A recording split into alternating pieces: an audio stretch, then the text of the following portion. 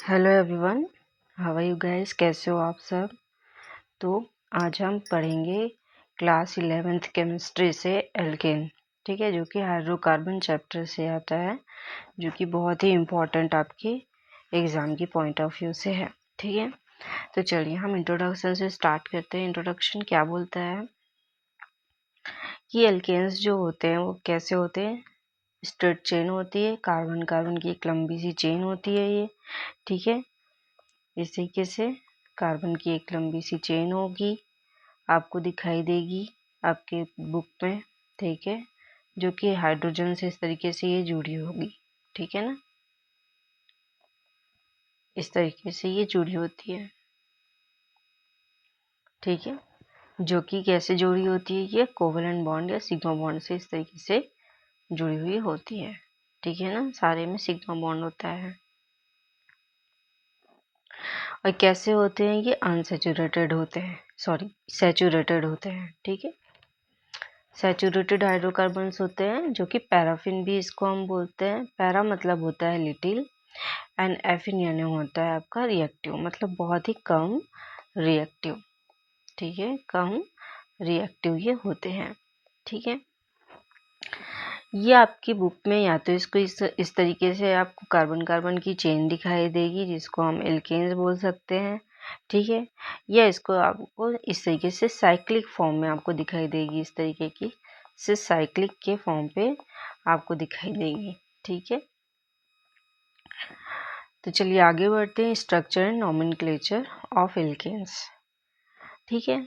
आप chemical bonding में CH4 का एग्जाम्पल देखा होगा हाइब्रिडाइजेशन का। इसमें सेंट्रल एटम कौन है, कार्बन है। कार्बन का एटॉमिक नंबर क्या होता है, 6 होता है। इसका हाइब्रिडाइजेशन यदि हम देखें तो 1s2 2s2 2p2 होगा, ठीक है। अब देखो, इसको हम इस तरीके से शो करते हैं। ग्राउंड स्टेट में हम कैसे करेंगे, 1s2 में है 2 इलेक्ट्रॉन है तो 2 इलेक्ट्रॉन फील करेंगे, 2s में आपकी 2 इलेक्ट्रॉन है तो 2 इलेक्ट्रॉन फील करेंगे, एंड 2p में 2 इलेक्ट्रॉन आ जाएंगे आपके px और py में, ठीक है। अब इसी में हम एनर्जी देंगे, एक्साइटेड स्टेट होगा तो एक इलेक्ट्रॉन जंप करके p5 में आज px में चला जाएगा, और इस तरीके से sp3 हाइब्रिडाइजेशन ऑर्बिटल ये बना लेंगे, ठीक है। इसमें टोटल नंबर ऑफ ऑर्बिटल कितने होंगे, 4 होंगे, ठीक है ना। तो इसका जो स्ट्रक्चर्स बनेगा वो कैसे बनेगा, टेट्राहाइड्रल बनेगा, जो कि अब इसका एंगल होगा 109.28 मिनट, ठीक है। और सारे आपके सिग्मा बॉन्ड से जुड़े हुए होते हैं। जनरल फार्मूला इसका होता है CnH2n+2, ठीक है।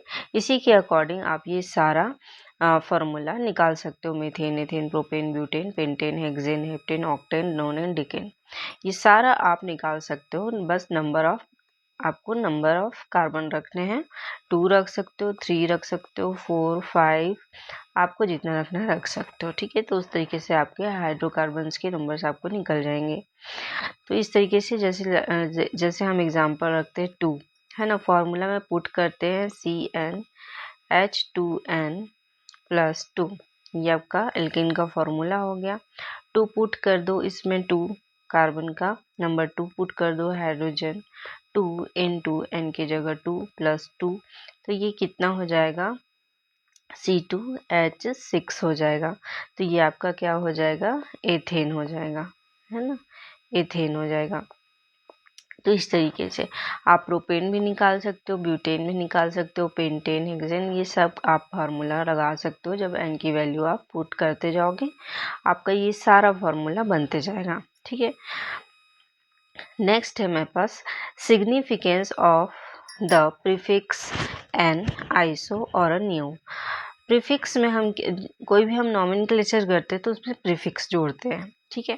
तो प्रीफिक्स में आपको नॉर्मल नाम देना है, यूज टू स्ट्रेट लाइन। यदि आपका एग्जांपल में स्ट्रेट लाइन दिखाई दे रहा है, कार्बन कार्बन की लंबी सी चेन, तो उसमें नॉर्मल आपको जोड़ देना है, उसके बाद उसका एल्केन का नाम जोड़ देना है। जैसे ये आपका 3 कार्बन है, 1 2 3, 3 कार्बन है, तो क्या हो जाएगा, ये नॉर्मल क्या हो जाएगा, आपका प्रोपेन, है ना, नॉर्मल क्या हो जाएगा, प्रोपेन, ठीक है। इसी तरीके से जैसे कि ये वाला एग्जांपल देख सकते हो, तो CH3 CH2 CH2 CH2 CH2 आपके पास कितने कार्बन है? 5 कार्बन है। तो 5 कार्बन है तो पेंटेन आ जाएगा, क्योंकि लंबी सी चेन है आपके पास, तो एन पेंटेन हो जाएगा। ठीक है। इसी तरीके से आप CH3 CH CH2 CH2 और आपका यहाँ डबल आपके सेकेंड कार्बन पे जुड़ा हुआ है ना। आइसो कब यूज करते हैं? Second last carbon in the chain is branch to 1 CH3 group. यदि आपके ब्रांच में सेकेंड लास्ट कार्बन के ब्रांच में यदि कोई CH3 ग्रुप जुड़ा हुआ है, तब हम आइसो यूज करेंगे। नाम के आगे प्रीफिक्स में हम क्या यूज करेंगे? आइसो यूज करेंगे। ठीक है।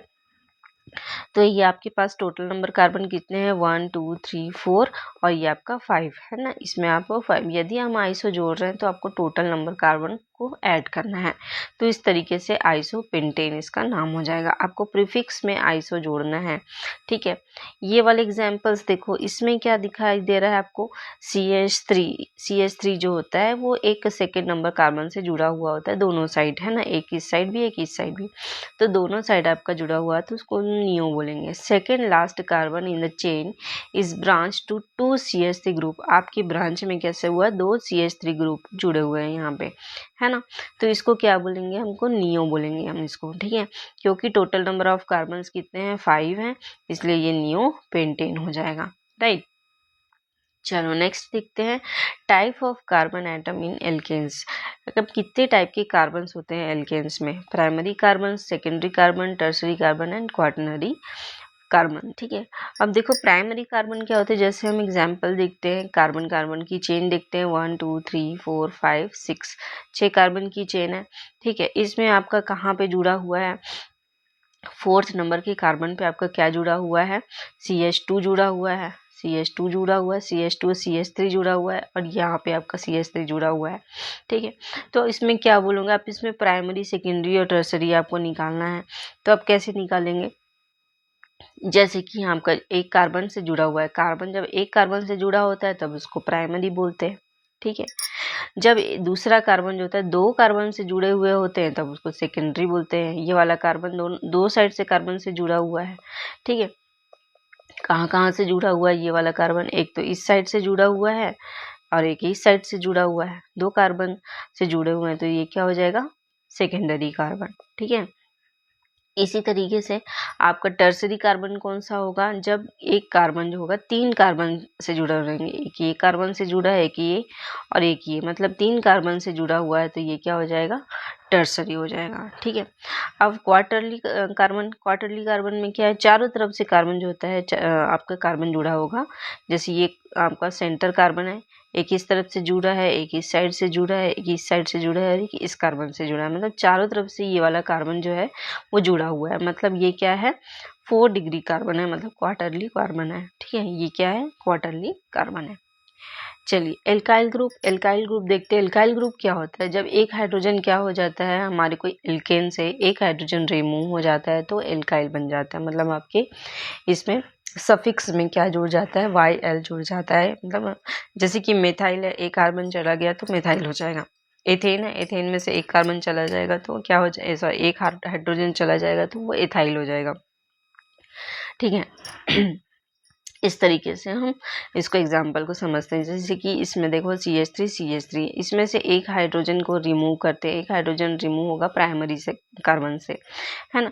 प्राइमरी कार्बन से रिमूव हुआ है तब ये क्या हो जाएगा? यहाँ पे इथाइल ग्रुप बन जाएगा, मतलब एक हाइड्रोजन यहाँ से चला गया। ठीक है। तो ये क्या हो जाएगा? इथाइल ग्रुप बन जाएगा। अब ये वाला एग्जाम्पल देखो आपका CH3 CH2 ये नॉर्मल प्रोपेन है ना।